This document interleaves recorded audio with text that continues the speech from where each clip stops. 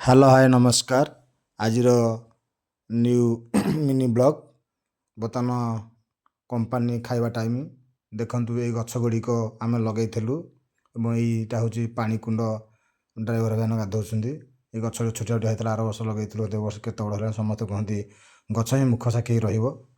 ସେଭଳି ଆଜି ଏଭଳି ଅଛି। ବର୍ତ୍ତମାନ ସନ୍ତୋଷ ଭାଇ ଖାଇ ସାରିକି ଘୁମଉଛନ୍ତି।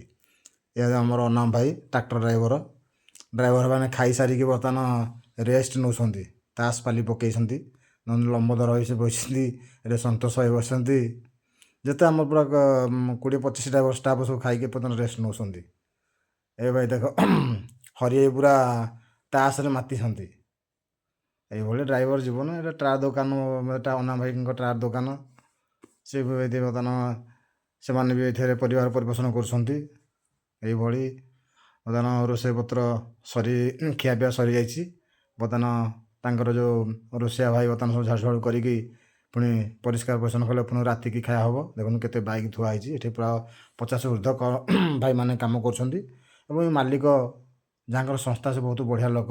ଡ୍ରାଇଭର ଭାଇମାନଙ୍କର ମନ କଥା ବୁଝନ୍ତି ଏବଂ ସବୁବେଳେ ଡ୍ରାଇଭର ଭାଇମାନଙ୍କୁ ସେ ସମ୍ମାନ ଦିଅନ୍ତି।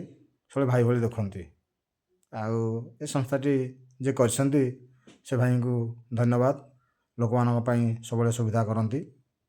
ଡ୍ରାଇଭର ମାନଙ୍କର ଗାଡ଼ି ସିରିଏଲ ଲାଗିଛି, କେମିତି ଖାଲି କରିଦେଇକି କଣ୍ଟା କରି ଘରକୁ ଯିବେ। ଏଇ ମାଲରୁ ଆମର ଘର ତିଆରି ହୁଏ, ଚିଜ୍ ପ୍ରଡକ୍ସନ୍ ହୁଏ। ଯାହା ହଉ ଏଇଭଳି ମାଲିକମାନଙ୍କ ପାଇଁ କିଛି ପରିବାର ଚଳୁଛି। ଭଗବାନ ପାଖରେ ଆଶୀର୍ବାଦ କରୁଛୁ ସବୁବେଳେ ଏ ସଂସ୍ଥା ଚାଲୁ, ଡ୍ରାଇଭରମାନେ ବଞ୍ଚନ୍ତୁ। ଆଜିର ବ୍ଲଗ୍କୁ ଏଇଠି ରଖାହେଉଛି। ପୁଣି ଆଗାମୀ ଦିନ ଦେଖାଯିବ। ବହୁତ ମାତ୍ରାରେ ସେୟାର କରିବେ, ସପୋର୍ଟ କରିବେ, ଲାଇକ୍ କରିବେ। ଜୟ ଜଗନ୍ନାଥ। ବହୁତ ମାତ୍ରାରେ ସେୟାର କରିବେ, ସପୋର୍ଟ କରିବ, ଲାଇକ୍ କରିବେ, ସବସ୍କ୍ରାଇବ୍ କରିବେ ଏବଂ ଆଗକୁ ଭିଡ଼ିଓ ଜାରି ରହିବ। ଜୟ ଜଗନ୍ନାଥ।